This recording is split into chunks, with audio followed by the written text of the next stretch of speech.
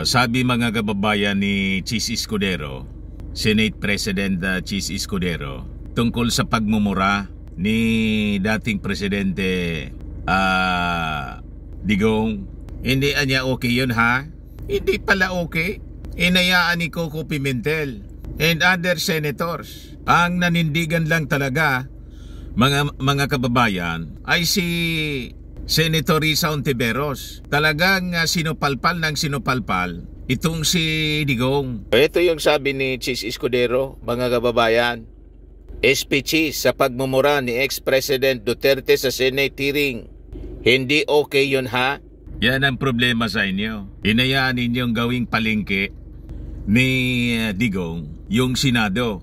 Tingin kasi ni Digong sa inyong mga senador, mga inotil kayo. You see? Laging nagyayabang si Digong doon. Kailang hindi siya umubra, mga kababayan, sa kayabangan niya kay Risa Hontiveros. Sabi pa nga ni Digong, referring to Risa Hontiveros, gusto niyang palabasin mas magaling siya, well experienced siya, kasi siya daw naging prosecutor, piskal, mayor, congressman at naging presidente. At sa kabastusan niya daw, mga kababayan, kaya nga niya ako naging presidente dahil sa kabastusan ko.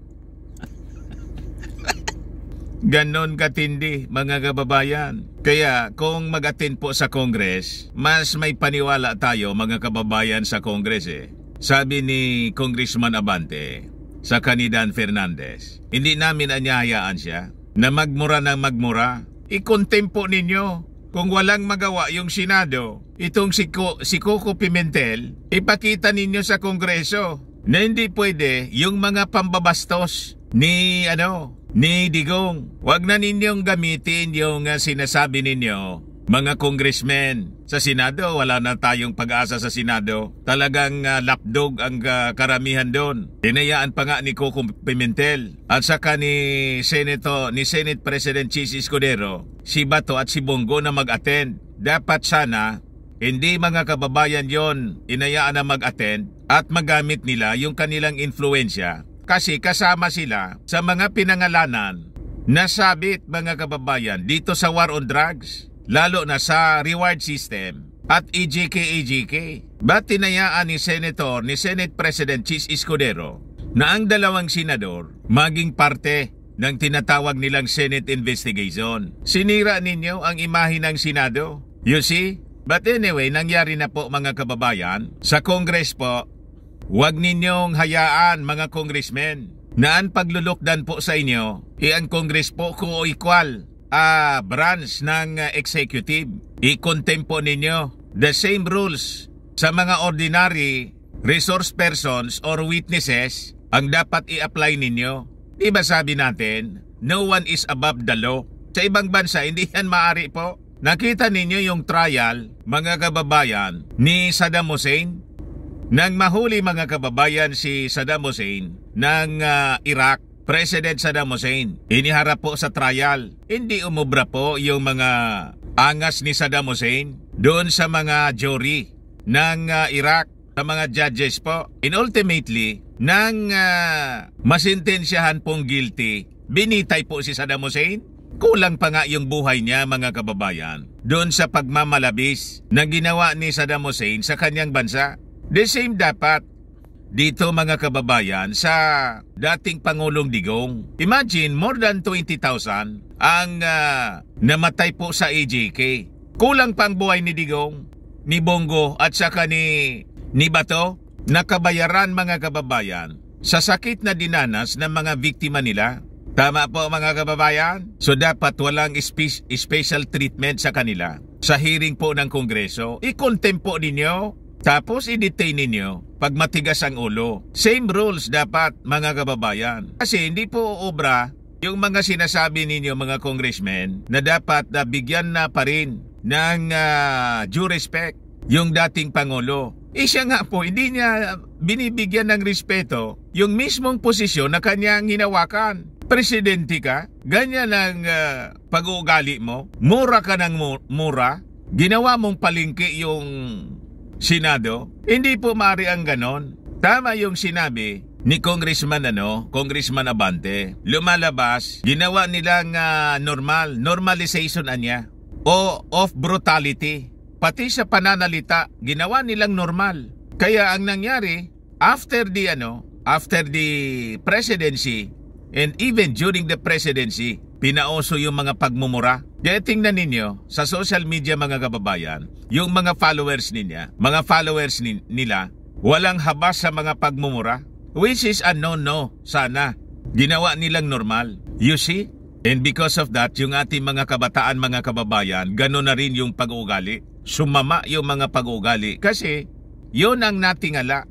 Yun ang nakuha nila sa ating dating leader na si Digong. Huwag ninyong hayaan po mga congressmen. I-contempt po ninyo. I-detain pag matigas ang ulo. Bahala siya sa buhay niya. Wala nga siyang remorse sa mga ginawa niya. Kaya mga kababayan, all praises si dating Senador Ping Lacson kay Risa Hontiveros. Kapuri-puri naman talaga po. Si Risa lang po ang hindi nagpasindak at never niya binigyan ng special treatment po yung dating Pangulong Digong. Sinupalpal niyang sinupalpal. Ayon, napaamin mga kababayan. Yes, sabi po ni Ping Lacson, only one niya consistently and steadfastly stood up to preserve the dignity of the Philippine Senate. Kita ninyo, referring to Risa Hontiveros. Si Risa lang po nanindigan. The rest, wala po mga lampa, mga inutil. Former Senator Ping Lacson lauded Senate Deputy Minority Leader Risa Hontiveros as the only one who consistently and steadfastly stood up para niya ma-preserve yung dignity ng Philippine Senate. During the Senate Blue Ribbon Subcommittee Inquiry into former President Rodrigo Duterte's bloody war on drugs. Sa kanyang post mga kababayan sa X, sabi ni Ping Lacson, yesterday the upper chamber was invaded by the former President of the Republic. Only one consistently and steadfastly stood up to preserve the dignity of the Philippine Senate.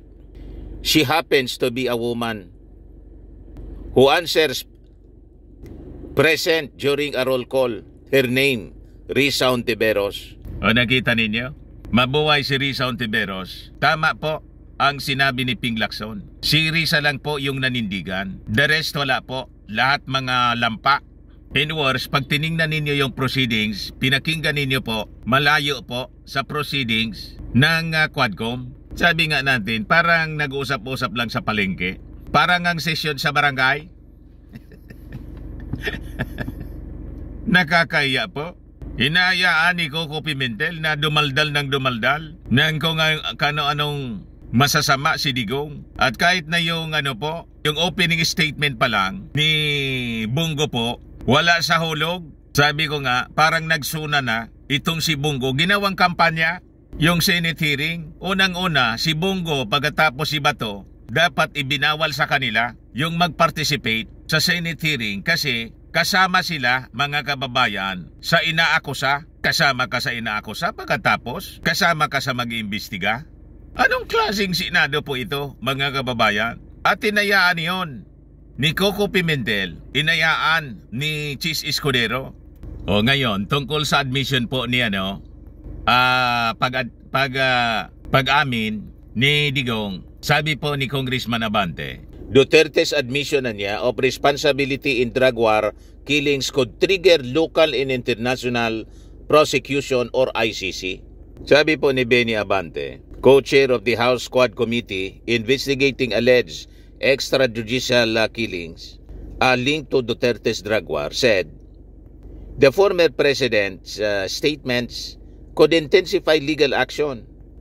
The recent admission could open the doors for legal action niya, both domestically and internationally, like the ICC, sabi po ni Abante. Abante argued that Duterte's statement provided grounds for agencies such as the DOJ and the Office of the Ombudsman to initiate an investigation.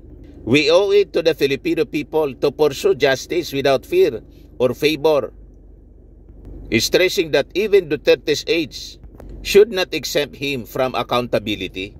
Tama po. panawagan tayo, mga kababayan, sa DOJ, saka sa Ombudsman. Expedite na po ninyo ang case build-up. Kailangang papanagutin ang dapat managot. Pag hindi po, mauulit ang ganito. Ma-embolden ang mga tulad ni Digong. Kailangan po na papanagutin para hindi na po maulit. Abante also questioned Duterte's claim that the drug war protected innocents, noting many civilian casualties. He invited Duterte to testify before the Quad Committee, emphasizing the need for transparency and accountability. He further criticized Duterte's public calls to kill as statements that emboldened law enforcement. I'm not against the war on drugs. I am all in favor of it. Pero palagay ko naman sa napakaraming napatay na mistaken identity at drug user lamang, that is something to investigate. So tama po, huwag ninyo pong tigilan. At huwag ninyong paintulutan ng angas ni Digong. Halimbawa, mga kababayan, na mag-attend siya sa Quadcom. Pero tingin ko baka hindi po mag-attend. Kung hindi mag-attend, i-contempt po ninyo. Tulad ng ordinary citizen, i-contempt po ninyo at ipa-arrest ninyo si Digong. Tulad ni Pacquiao, tulad ni Wanted, tulad ni Harry Roque. Dapat pantay-pantay tayo sa batas. Tama itong sinabi po ni Congressman Valeriano ng Manila. Tinawag pa niyang salot si Digong. Sabi dito sa Impact Leadership, salot, former President Duterte is not the law, not above the law. He is a plague. So, ang magiging feeling ni Digong, he is the law and above the law pag hindi ninyo kinuntem. Kasi binibigyan ninyo ng special treatment dahil dati siyang Pangulo. Huwag ninyong itatrato na ganon. Dapat pantay-pantay tayo sa batas. Unang-una, sabi ko nga po kanina, yung presidency, yung pagiging Pangulo, hindi man yan nirespeto. Sinalaula po ni Digong. Ninormalize niya yung brutality, ninormalize niya yung pagsasalita ng mga masasama, mga kababayan. So kung siya mismo hindi niya nirespeto yung opisina, bakit ninyo bibigyan ng special treatment si Digong? Tulad ninyo po kay Saddam Hussein, President Saddam Hussein ng Iraq. Alam na ninyo yung sinapit ni Saddam Hussein? Tinugis ng Amerika po, nagtago po sa Imbornal, at nang mahuli po, ikinulong, isinailalim sa trial. After the trial, found guilty, binitay po si Saddam Hussein. So dapat ganon, mga kababayan. Kasi sabi nga natin, kulang pa yung buhay nila, 20,000 plus or close to 30,000 yung nangamatay, mga kababayan, without a due process. Sabi po ni Valeriano that former President Rodrigo Duterte's acceptance of responsibility for actions in the drug war does not absolve others involved. Our criminal laws hold liable those who are principals, conspirators, accomplices, and accessories. It is not up to former President Rodrigo Duterte to determine who is criminally, civilly, and administratively liable for crimes committed during his brutal war on drugs. Guilt is for the courts to determine, and we fully expect this case to reach the Supreme Court. Valeriano also noted that since Duterte no longer holds office, sabi ni Valeriano, he clarified that the determination of liability will begin with a probable cause assessment by the DOJ or the Office of the Ombudsman. Guilt is for the courts to determine, and we fully expect this case to reach the Supreme Court, sabi po niya. And si Digong niya, wala naman siyang immunity, presidential immunity under the 1987 Constitution kasi wala na siya sa opisina and cannot be impeached or face administrative charges. However, pending charges against him remain before the International Criminal Court, which he may need to address before local courts proceed with any cases. He is not a hero, he is not God, he is not the law, he is not above the law, he is a plague. Valeriano further remarked that the House looks forward to Duterte's appearance at the Quadcom public hearings where they plan to question him in depth. Our findings and recommendations will be based on evidence. We will forward our findings to the DOJ What happens after that will be up to them, sabi po niya. So mali po ang ginagawa ninyo sa Congress, lalo na sa Senado. And we hope dyan sa Congress po, magpakita po kayo ng pangil. Kaya hindi kayo nire-respeto ni Digong at ng kanyang pamilya, si Inday, kasi binibigyan ninyo ng special treatment. Hindi nga kayo trinato. Dinisrespect na nga kayo paulit-ulit. Di ba may kasabihan po tayo, mga congressmen? Respect begets respect. Hindi sila marunong rumispeto, huwag ninyong irerespeto ang mga tao na hindi marunong rumispeto. Naintindihan na ninyo, mga congressmen? Ginawa kayong kiko-kiko, huwag ninyong papayagan na i-disrespect ang ating mga institusyon. Si Digong nga, hindi niya nirespeto ang kanyang opisina. Pagkatapos kayo, nire-respeto ninyo, itrato ninyo si Digong bilang ordinary person. Dapat ganon. Kahit pa siya dating Pangulo, no one is above the law. Tama po?